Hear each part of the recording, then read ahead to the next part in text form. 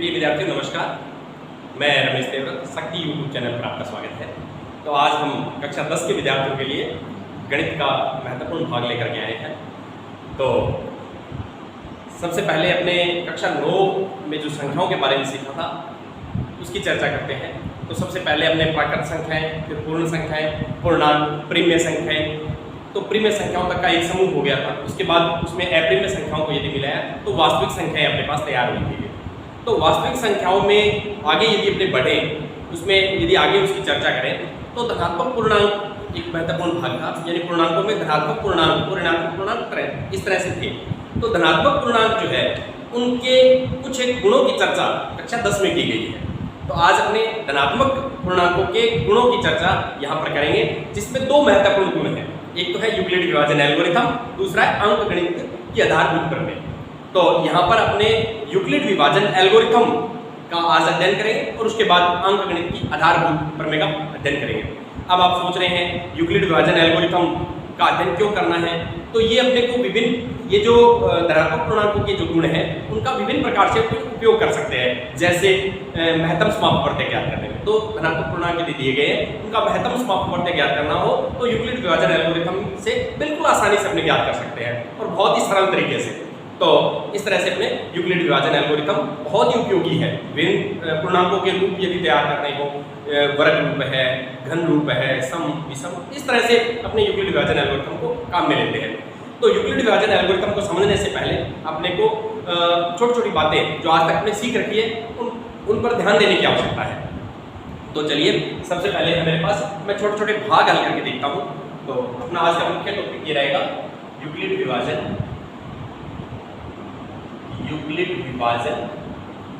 Algorithm. ये आज का अपना मुख्य बिंदु रहेगा, अध्ययन बिंदु रहेगा। तो इसको समझने से पहले छोटी छोटी बातें जो मैं आज तक सीख रखी है केवल उस पर ध्यान देने की आवश्यकता है। तो चलिए मेरे पास एक बिल्कुल छोटा सा भाग लेके आया हूँ। 9 में 2 का भाग देना है, तो बिल्कुल आसान सा भाग है, आप सब जान गए होंगे। तो चलिए कितनी बार जाएगा? 4 बार जाएगा। बिल्कुल आसानी से अपने हल करें। ठीक है, एक भाग और देता हूँ मैं। चलिए मैं 13 में 3 का भाग देता हूँ। तो 4 बार गया और 6 को लेकर। अब देखिए इसमें जो भाज्य है, ये संख्या बीच वाली संख्या ये भाज्य है, आप सब जानते हैं। ये भाजक होता है, ये भागफल आता है, जो रिजल्ट जो आता है वो भागफल है, और जो बचता है वो शेषफल होता है। हर एक भाग में ये स्थिति रहती है जो अपने छोटी कक्षाओं में पढ़ रखा है। यहाँ पर ये भाज्य है, 3 है वो भाजक है, 4 है वो भागफल है, 1 है वो शेषफल है। और इसमें अपने ये जानते हैं भाज्य जो होता है वो देखिए 2 का गुणा 4 से करेंगे 8 है, 8 में 1 जोड़ दो 9 इसके बराबर। इसी तरह इसमें है 3 का गुणा 4 से करेंगे 12 में 1 जोड़ दिया, ये हो गया 13। तो इस तरह से हर एक भाग में ये स्थिति रहती है, अपने जानते हैं। तो चलिए मैं इसको यदि देखना चाहूं तो मेरे पास ये भाज्य हो गया, भाज्य में भाजक का भाग लिया तो मेरे पास यहाँ पर भागफल आया और उसको हल किया तो मेरे पास ये शेषफल है। तो अब अपने जानिए कि भाज्य का जो मान है वो भाजक और भागफल का गुणा और उसमें शेषफल जोड़ देते हैं। तो चलिए एक आंसर तो मेरे पास ये तैयार हो गया कि भाज्य बराबर भाजक गुणा में भागफल प्लस शेषफल। ये एक आंसर मेरे पास तैयार हो गया, जो अपने पहले भी पढ़ रखा है कि भाज्य का जो मान है वो भाजक गुणा भागफल प्लस शेषफल के बराबर होता है। तो ये अपने एक दूसरी बात और अपने ध्यान देने की आवश्यकता है यहाँ पर बच्चों, वो कौन सी है वो भी देख लेते हैं। मान लीजिए मैं वही भाग है पहले वाला ही, 13 में 3 का भाग दे रहा हूँ तो 4 बार दे, बिल्कुल आसान। अब 13 की जगह मैं एक भाज्य को एक और बढ़ा दूँ। अब की बार मेरे पास जो शेषफल आएगा वो 2 आएगा, फिर मैं और बढ़ाता हूँ, देखते हैं क्या अंतर आता रहेगा, इसके अपने चर्चा करेंगे। यहाँ पर शेषफल 0 आ गया ये मान, ठीक है। अब मैं और बढ़ाऊंगा तो भाज्य मैंने बढ़ा दिया, मेरे पास 16 बन गया है, वही 3 का भाग देना है, शेषफल 1 आ गया। भाज्य को और बढ़ाते हैं,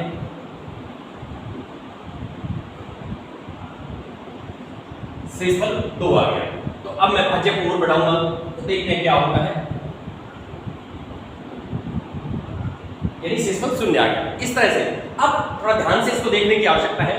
भी 3 का भाग दे रहा हूं तो शेषफल 1 आया, या 2 आएगा या फिर 0 आएगा, 1 2 0, यानी 0 1 2 0 1 2 इस तरह से आ रहा है हमारे शेषफल जो, कब, जब भाज्य 3 है। तो ये बात एक विशेष बात अपने यहाँ पर ध्यान देने योग्य है कि अपना जो शेषफल है, अपना जो शेषफल जो आता है वो भाजक यानी जिस संख्या का भाग दे रहे हैं भाजक से ठीक एक अंक छोटा रहता है और 0 से शुरू होता है, यानी 0 से शुरू होकर भाजक से ठीक एक अंक छोटा रहेगा। कहने का मतलब आप समझ गए होंगे कि मैं 5 का भाग देता हूं तो शेषफल क्या आएंगे, 5 का भाग दूंगा तो शेषफल 0 1 2 3 4 तक आ सकते हैं।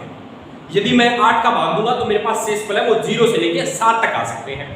यदि मैं 150 का भाग दूंगा, 150 का यदि मैं भाग दूं तो मेरे पास शेषफल है वो मैं अब जान चुका हूं कि 0 से लेकर 149 तक आ सकते हैं।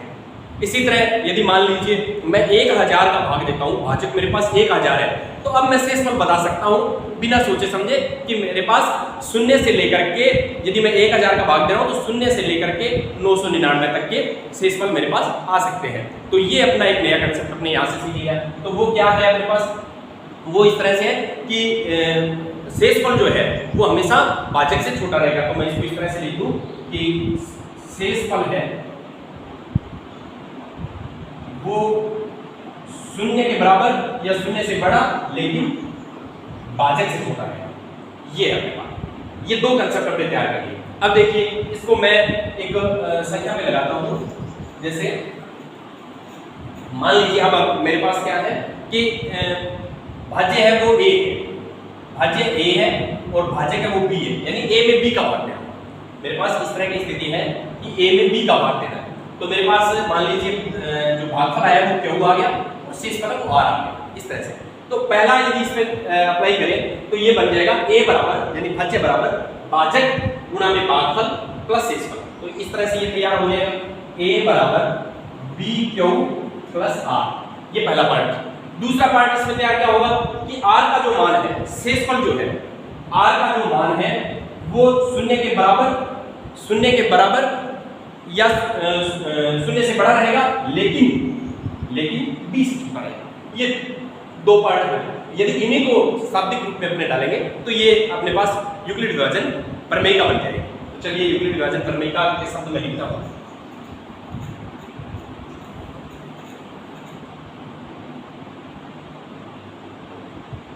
यूक्लिड विभाजन प्रमेय बहुत ही महत्वपूर्ण प्रमेयिका है अपने पास। ये एक धनात्मक पूर्णांकों का गुण है जिसको अपने शब्दों में लिखते हैं। अब मेरे पास 2 धनात्मक पूर्णांक a और b दिए गए हैं। तो धनात्मक पूर्णांक a और b दिए रहने पर, अब देखिए a और b मेरे पास 2 धनात्मक पूर्णांक दिए गए थे। अब मेरे पास जो कोई भी 2 संख्याएं हैं, भाज्य और भाजक यदि लेते हैं तो उसके भागफल और शेषफल वो अद्वितीय संख्याएं होती है, यानी कोई संख्या होती है उसके लिए। तो अब मेरे पास ऐसी अद्वितीय पूर्ण संख्याएं तैयार होगी, कौन कौन सी, क्यों हो रहा है। तो अब मेरे पास 2 अद्वितीय संख्याएं कौन कौन सी तैयार हो गई है, क्यों और r। तो ऐसी अद्वितीय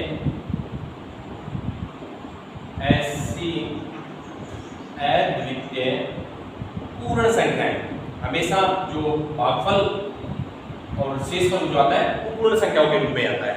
क्यों और r के बाद, क्यों तो है यहाँ पर भागफल और r है शेषफल।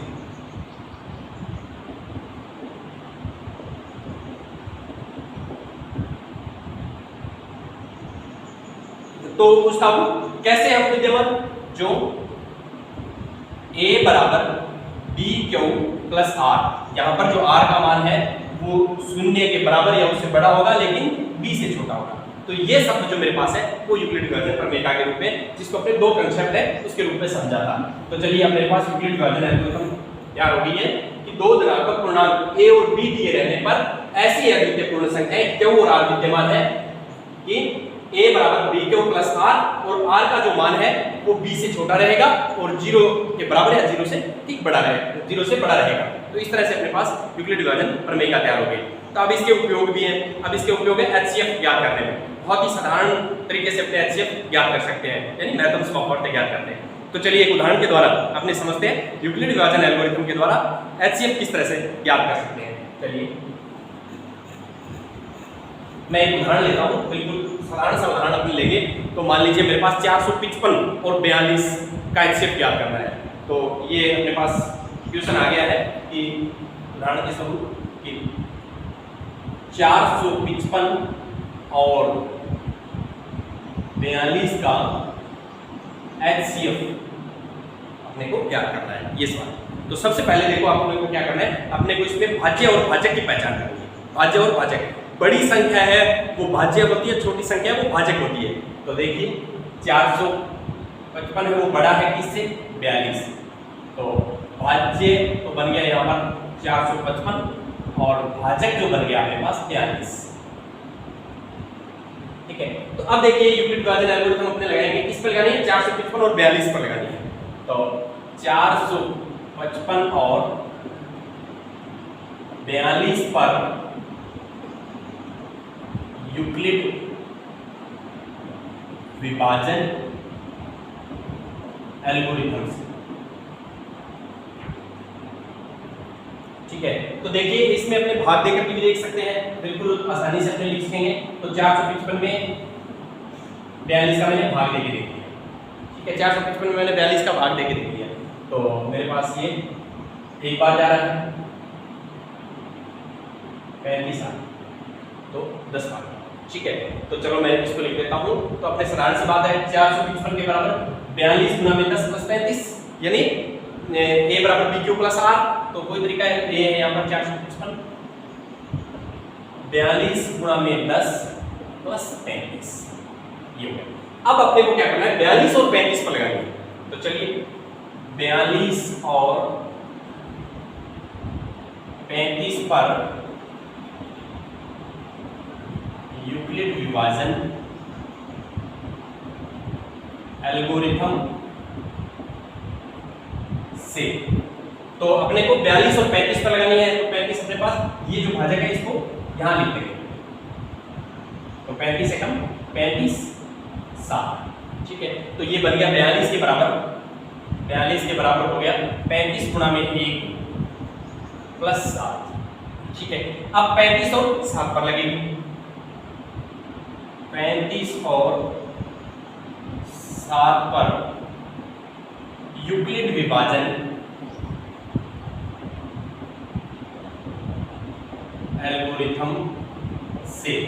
तो बच्चों ने क्या करेंगे, ये 35 जो भाजक था इसको भाजक के रूप में लिख देंगे यहाँ पर। तो 5 बार गया, ये अपने पास यहाँ पर 0 प्राप्त हो गया। तो चलिए मैं लिख देता हूँ 35 बराबर 7 गुना में 5 प्लस। तो अब अपने देखने वाली बात यह है कि यहाँ पर शेषफल 0 प्राप्त हो गया, शेषफल 0 प्राप्त हो गया। जिस समय शेषफल 0 प्राप्त हो जाता है उस समय जो अपने पास भाजक है वो HCF होगा। यहाँ शेषफल 0 है, अतः HCF क्या हो जाएगा, 7। इस तरह से अपने इसको यदि समझेंगे तो बिल्कुल आसानी से HCF ज्ञात कर सकते हैं। तो चलिए दोबारा इसको रिवाइज कर लेते हैं अपने कि कैसे किया है। 455 और 42 का HCF ज्ञात करना है। तो मैंने क्या किया, इसमें बड़ी और छोटी संख्या देखना चाहा। 455 है वो बड़ी है, 42 है वो छोटी संख्या है। तो बड़ी संख्या भाज्य होती है और छोटी संख्या भाजक होती है। तो चलिए मैंने 455 और 42 पर यूक्लिड विभाजन एल्गोरिथम से, तो मैंने ये भाग करके देखा था उस रफ कार्य के रूप में। तो ये बन गया मेरे पास 455 के बराबर 42 गुना में 10, 42 गुना में 10 और ये आ गया अपने पास शेषफल 35। तो अब अपने को क्या करना है, अपने को 42 और 35 पर यूक्लिड विभाजन एल्गोरिथम लगानी है। तो चलिए मैंने 42 और 35 पे लगाई तो मेरे पास आ गया 35 गुना में 1 प्लस 7। अब मेरे को क्या करना है, 35 और 7 पे लगानी है। मैंने 35 और 7 पे लगाई तो मेरे पास आ गया 7 गुना में 5 प्लस 0। तो अब जहां पर शेषफल 0 होता है, जहां शेषफल 0 होता है उस स्थिति में जो अपने पास भाजक जो होता है वो महत्तम समापवर्त्य होता है। तो अपने यदि इसको रफ कार्य को हटा करके यदि देखेंगे तो सवाल बिल्कुल आसानी से अपने को नजर आ सकता है, समझ में भी आ सकता है। तो इस तरह से अपने दो दिए गए जो पूर्णांक जो धनात्मक पूर्णांक है उनका HCF ज्ञात कर सकते हैं। तो चलिए अब आगे बढ़ता हूँ, मैं दूसरा उदाहरण लेता हूँ। उम्मीद करता हूँ आपको ये समझ में आया होगा। यदि फिर भी इसमें है तो अपने वीडियो को दोबारा देखकर भी समझ सकते हैं और एक अन्य उदाहरण लेकर के अपने इसको समझेंगे। चलिए अब की बार मैं उदाहरण लेता हूं 4052 और 12576। 4052 और 12576 का एलसीएम। ये मेरे पास अपनी बुक्स का पहला उदाहरण है, ठीक है। तो अब अपने इसको हल करेंगे। तो सबसे पहले तो कोई तरीका मेरे पास कि छोटी संख्या और बड़ी संख्या में देखेंगे। तो मेरे पास बड़ी संख्या आ रही है 12576, बड़ी है किससे? 4052 से, ठीक है। ये हो गया। तो अब मेरे को पता लग गया इसमें भाज्य है वो तो 12576 और भाजक है वो 4052 है। तो भाज्य तो है यहाँ पर 12576 और भाजक जो है वो है 4052, इस तरह से, ठीक है। तो सबसे पहले 12576 और 4052 पर यूक्लिड विभाजन एल्गोरिथम से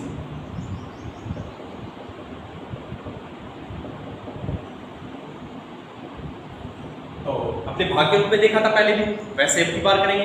तो अपने क्या करेंगे? 12576 में 12576 में इसका भाग देंगे 4052 का, ठीक है। तो भाग लगभग 3 बार जा रहा है। तो ये हो गया 6 15 का 15 गुना आ गया और ये 5 0 2 और 6, ये 420 आ गया मेरे पास।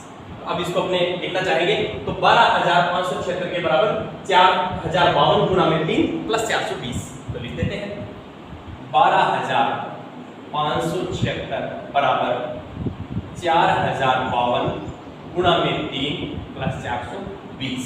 ये लिख दिया मैंने। अब अपने को पता है, अपने को 4052 और 420 पर यूक्लिड विभाजन एल्गोरिथम लगानी है। तो 4052 और 420 पर यूक्लिड विभाजन एल्गोरिथम, इस पे मैंने लगाया। तो अब अपने को क्या करना है? वही वापस भाग, अब की बार अपने क्या करेंगे? यहाँ पर भाज्य है तो 4052 देंगे, ठीक है। तो ये बन गया मेरे पास, कितने पर भाग जाएगा? लगभग 9 पे जा रहा है। तो 9 पे भाग देता हूँ, 0 असल 1 और ये हो गया 36 और 1 27, 2 7 और ये बन गया 2, ठीक है। तो ये आ गया मेरे पास 272। तो चलिए लिख देते हैं इसको एल्गोरिथम के रूप में। तो 4052 बराबर 420 गुणा में 9 प्लस 272, ठीक है। अब अपने किस पे लगेगी यूक्लिड विभाजन एल्गोरिथम? 420 और 272 पर। कब तक लगानी है? जब तक कि शेषफल 0 नहीं आ जाए, जब तक कि शेषफल 0 नहीं आ जाए अपने इसको लगाते रहेंगे। तो चलिए मैं 420 और 272 पर यूक्लिड विभाजन एल्गोरिथम, ठीक है। तो साधारण सी बात है, 420 को यहाँ लिख देते हैं, ठीक है।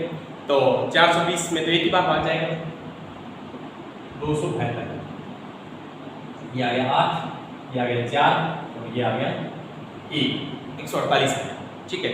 इसको लिख देते हैं 420 बराबर 272 गुणा में 1 प्लस 148। अब आप इसको देख के बता सकते हैं 272 और 148 पर यूक्लिड विभाजन एल्गोरिथम लगानी है। तो 272 और 148 पर यूक्लिड विभाजन एल्गोरिथम, ठीक है। तो वही तरीका मेरे पास, अपने 272 को यहाँ लिख देते हैं, ठीक है। 272 को यहाँ लिखेंगे तो कोई एक बार जा रहा है वहां, ये आ गया 4 और 6 में से 4 गया 2, 124, ठीक है। तो अब अपने आगे बढ़े 148 272 बराबर 148 गुणा में 1 प्लस 124। अब 148 और 124 पर अपने को यूक्लिड विभाजन एल्गोरिथम लगानी है। तो चलिए 148 और 124 पर यूक्लिड विभाजन एल्गोरिथम से। तो ये बन गया मेरे पास। इसमें देखें 148 यहाँ लिख देता हूँ, तो एक बार में जा रहा है, तो 24 इस पर। तो ये बन गया बच्चों 148 बराबर 124 गुणा में 1 प्लस 24। अब मेरे को 124 और 24 पर यूक्लिड विभाजन एल्गोरिथम लगानी है। कब तक लगानी है ये? जब तक कि अपना शेषफल शून्य नहीं आ जाता है। तो चलिए चलते रहिए, बहुत ही साधारण सा सवाल है। यूक्लिड विभाजन एल्गोरिथम से। तो चलिए अपने देखते हैं, इस शेषफल जब तक शून्य नहीं आएगा अपने बढ़ते रहेंगे। तो यहाँ पर 124, तो ये गया 124 में 24 का भाग अपने को देना है, तो लगभग 24 5 120, 5 बार गया, 4 आ गया। अभी भी शेषफल शून्य नहीं है, चलते रहिए। तो चलिए 124 बराबर 24 गुणा में 5 प्लस 4। अब 24 और 4 पर लगाएंगे, 24 और 4 पर यूक्लिड विभाजन एल्गोरिथम से। तो ये बन गया मेरे पास 24 बराबर, तो देखिए यहां पर आपने देख सकते हैं 24 तो 6 बार में 4, तो ये बन गया 4 गुणा में 6 प्लस 0। तो यहां पर शेषफल शून्य आ गया है। शेषफल शून्य आए उस समय जो भाजक होता है वो अपना महत्तम समापवर्त्य होता है। तो अपन लिख देते हैं यहां शेषफल शून्य है, यहां शेषफल शून्य है, अतः HCF कितना हो जाएगा? 4 हो जाएगा। तो इस सवाल का HCF है वो 4 आया। तो देखिए कितने आसान से अपने इसको हल कर सकते हैं, और बिल्कुल साधारण गणनाओं के द्वारा यूक्लिड विभाजन एल्गोरिथम अपने लगाई। दोबारा देख लीजिए, 4052 और 12576 का अपने को HCF याद करना था। तो सबसे पहले 12576 को इस फॉर्म में लिख लिया मैंने। अब अपने को 4052 और 420, यानी सबसे पहले तो 12576 और 4052 पे अपने यूक्लिड विभाजन एल्गोरिथम लगाई थी। अब अपने क्या करें, 4052 और 420 पे लगाएंगे। तो मेरे पास ये फॉर्म आ गई, 420 गुणा 9 प्लस 272। अब अपने पास 420 और 272 पर लगाएंगे यूक्लिड विभाजन एल्गोरिथम। तो मेरे पास 420 को कैसे लिख सकते हैं? 272 गुणा 1 प्लस 148। अब अपने 272 और 148 के ऊपर यूक्लिड विभाजन एल्गोरिथम लगानी है। तो 272 को 148 के रूप में ऐसे लिख सकते हैं, 148 गुणा 1 प्लस 124। अब 148 और 124 पे लगानी है। अब 148 को 124 के रूप में लिखना है, तो 124 गुणा 1 प्लस 24। अब अपने को 124 और 24 के ऊपर यूक्लिड विभाजन एल्गोरिथम लगानी है। तो ये बन गया मेरे पास 124 बराबर 24 गुणा 5 प्लस 4। ठीक है, अब 24 और 4 पर लगानी है। 24 और 4 पर लगाई